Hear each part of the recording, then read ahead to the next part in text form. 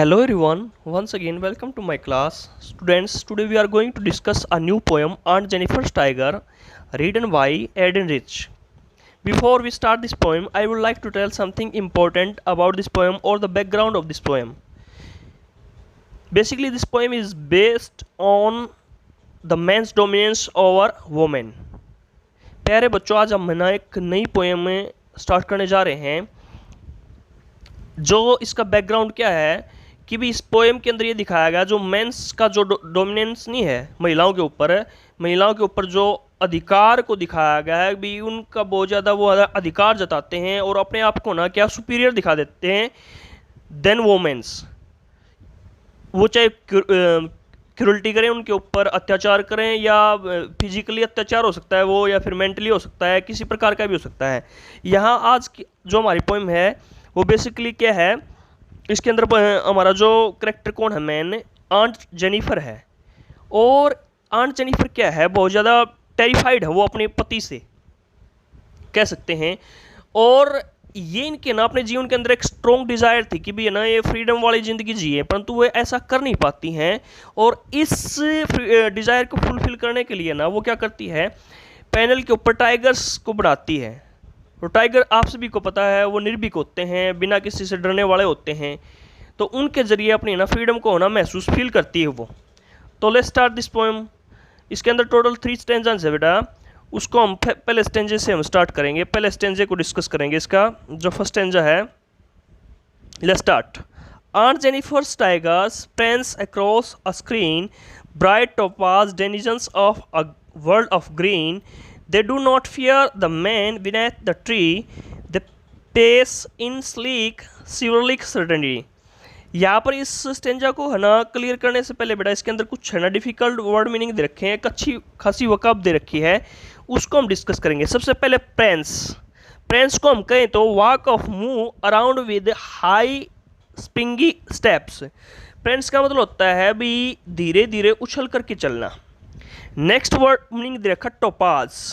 Topaz यहाँ पर है a bright yellow coloured stone, यानी कि एक स्टोन है, बेशकीमती स्टोन होता है जिसको हम हिंदी में बोले तो पुखराज बोलते हैं। एक येलो कलर का एक स्टोन होता है।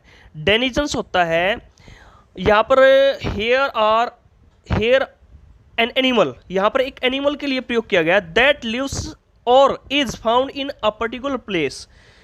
सीधा सा अगर हम हिंदी के अंदर कहें ना निवासी, और यहाँ पर ये निवासी किसके लिए लगा है, टाइगर के लिए, एक एनिमल के लिए लगा है। बेसिकली ये एक वो होती है, अगर इसको हम शॉर्ट रूप से कहें तो who lives in a particular place, उसको हम डेनिजन्स बोलते हैं, यानी कि स्थायी निवासी कहीं का, जैसे कि हम नेटिव हो, कहीं का नेटिव हो, उसको बोलते हैं डेनिजन्स।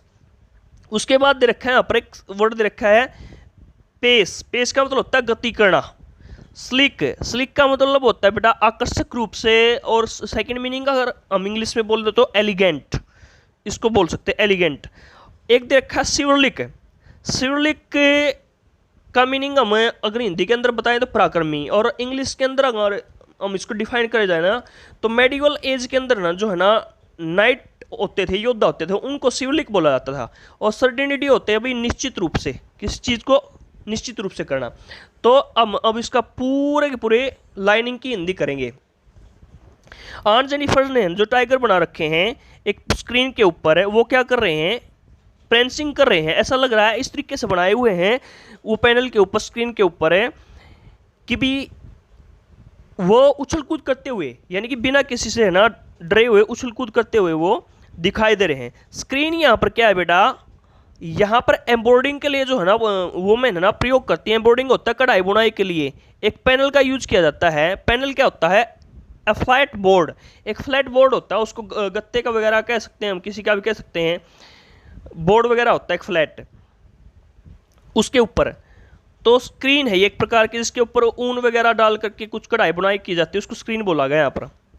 ब्राइट टोपाज डेनिजन्स, और ये है ना इनका कलर नहीं है जो जिसको पैनल के ऊपर उतार रखा है इन टाइगर्स को, इनका कलर ना टोपाज की तरह, लेकिन जो ना येलो स्टोन नहीं है, पुखराज है, उसकी तरह ब्राइट चमकदार कलर है। और denizens of a world of green, और ये कहाँ पर रहने वाले हैं, ये सिंबॉलिक वर्ड का प्रयोग किया गया है, इनहेबिटेंट ऑफ द फॉरेस्ट, ये कहाँ के निवासी है, जंगल के रहने वाले निवासी हैं ये। कौन, टाइगर्स। जो टाइगर्स की बात की जा रही है जो पैनल पर बनाए गए हैं, ये कहाँ के निवासी हैं? हरे भरे जंगल के रहने वाले हैं, यानी कि फॉरेस्ट के रहने वाले हैं। मीन्स टू से बेटा, ये मैं दोबारा से बता रहा हूँ, denizens of world of green का मतलब क्या है? इनहेबिटेंट्स ऑफ द फॉरेस्ट, यानी कि फॉरेस्ट में रहने वाले। They do not fear the man beneath the tree. उस पैनल के ऊपर टाइगर के साथ साथ है ना कुछ एक पेड़ बनाया गया और पेड़ के नीचे ना कुछ आदमियों को दिखाया गया है, और उन्हीं से क्या दिखाया गया इनको, ये किसी से डरते नहीं है। They do not fear the man beneath the tree, यानी कि ट्री के नीचे जो खड़े हुए आदमी हैं उनसे ना इस टाइगर को ना, जो denizens of a world of green है, इनको किसी प्रकार का भय नहीं है। दे पेस इन स्लिक, ये बड़े आकर्षक रूप से और पराक्रमिक शिवलिक रूप से निश्चित होकर के, यानी कि बिना किसी से डरे हुए ये क्या कर रहे हैं? गति कर रहे हैं, चल रहे हैं, बड़े प्राउड के साथ चल रहे हैं, बिना डरे हुए, आकर्षक लग रहे हैं वो चलते हो। स्लिक मीन्स क्या होता है बेटा? बहुत ज़्यादा एलिगेंट लग रहे हैं, बड़े शानदार लग रहे हैं ये, और पराक्रमी रूप से चल रहे हैं बिना किसी से डरे हुए। यहाँ पर ना इस स्टेंजा के अंदर ना जो एडन रिच हैं उन्होंने ये दिखाया गया है, एक तरफ तो जो है ना आन जेनिफर हैं, वो बेचारी ड्रीसेमी सी हैं, दूसरी तरफ है ना जो उनके द्वारा जो बनाए गए हैं ना पैनल के ऊपर बनाए गए जो टाइगर हैं, ये बहुत ज़्यादा क्या हैं? पराक्रमी हैं, प्राउड के साथ हैं, यानी कि फ्रीडम के साथ चल रहे हैं, इनको किसी प्रकार का किसी से डर नहीं है, ये दिखाया गया है यहाँ पर। नेक्स्ट स्टेंजा की तरफ हम आगे बढ़ते हैं बेटा, स्टेंजा नंबर 2 की तरफ है। Aunt Jennifer's finger fluttering through her wool, find even the ivory needle hard to pull. The massive weight of Uncle's wedding band sits heavily upon Aunt Jennifer's hand. यहाँ पर ये बताया गया है कि भी जो आंट जेनिफर की हैं जो ना उंगलियां, फिंगर नहीं है, वो क्या कर रही है? काँप रही है। फ्लैटरिंग का मतलब होता है शेकिंग होना, काँपना, सिवरिंग करना कह सकते हैं। थ्रू हर वूल, यानी कि जिस ऊन पे वो ना क्या करिए? एम्ब्रॉयडिंग करिए, कढ़ाई बुनाई करी है, उस पे ना काम करते हुए उनकी उंगलियां काँप रही हैं, और इतनी डरी हुई हैं वो कि भी है ना उनके हाथ काँप रहे हैं कि भी जो है ना आइवरी होता है हाथी के दांत, टस्क नहीं होते जो, उसको बोला जाता है। हाथी के दांत से बनी हुई जो हल्की सुई नहीं है, उसको भी ना खींचने में, पुल करने में उनको कठिनाई हो रही है, उसको भी बड़ी मुश्किल से वो खींच पा रही हैं। और जो ना द मैसिव वेट, मैसिव में जो होता है बहुत ज़्यादा भार, अंकल्स वेडिंग बैंड, यानी कि वेडिंग के दौरान जो बैंड पर आ गया था ना आंट जेनिफर को, उसका भार बहुत ज़्यादा महसूस कर रही है यहाँ पर इस मैसिव बैंड का। Sits heavily upon aunt Jennifer's hand, जो है ना आंट के ना हाथों के ऊपर ना क्या बड़े भारी लग रहा है, वो मैसिव लग रहा है, वो बहुत ज़्यादा भारी महसूस हो रहा है। यहाँ पर बेटा सिंबॉलिक यूज किया गया, सिंबल्स हैं ये।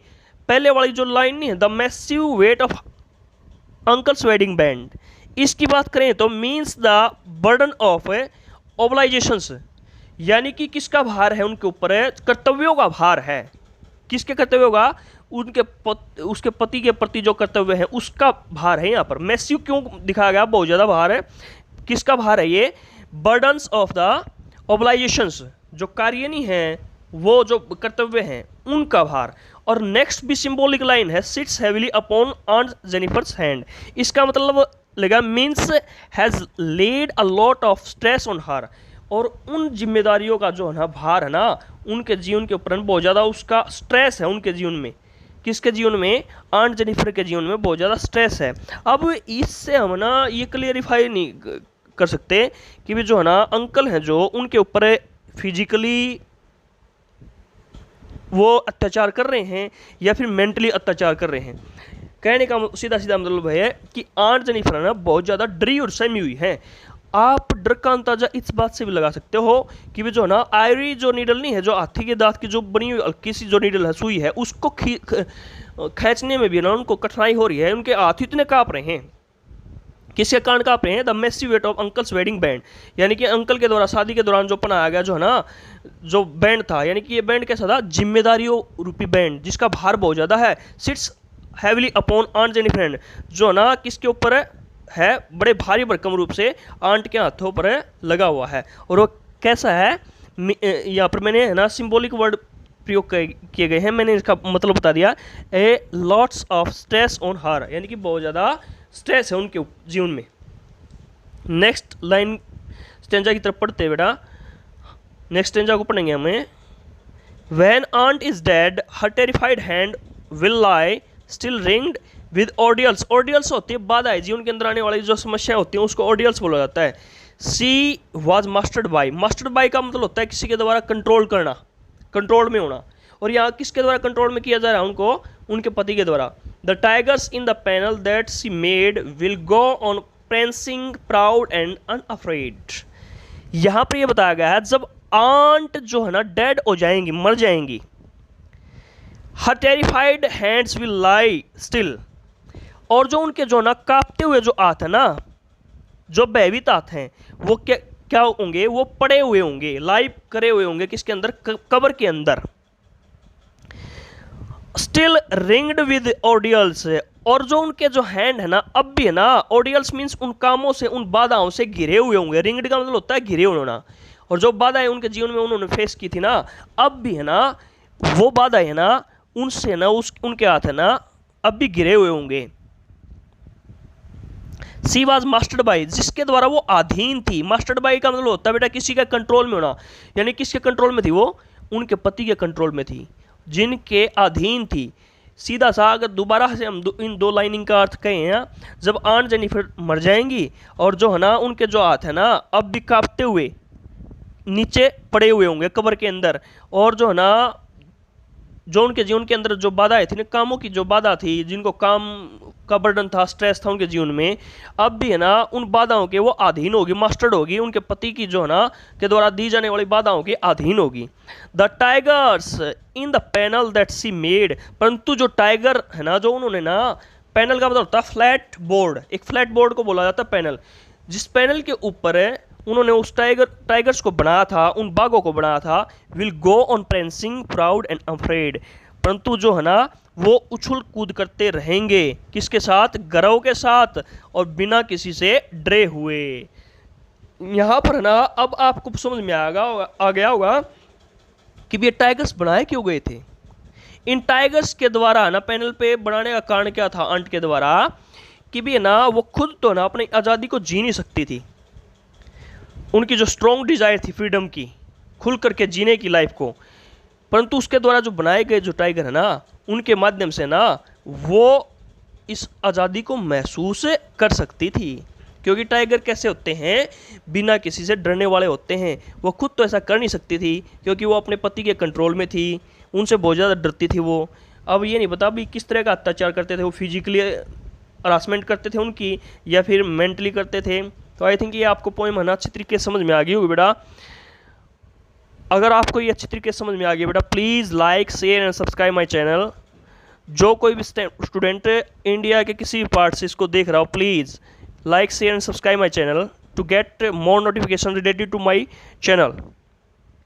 आपको तो ये लग रहा होगा 10-15 मिनट में ये है ना वीडियो बन करके तैयार हो गई होगी, लेकिन इसके पीछे बहुत ज़्यादा मेहनत लगी होती है बेटा, पता नहीं कितना टाइम लगाना पड़ जाता है इसके पीछे। So please like share and subscribe my channel. Thank you and have a nice day.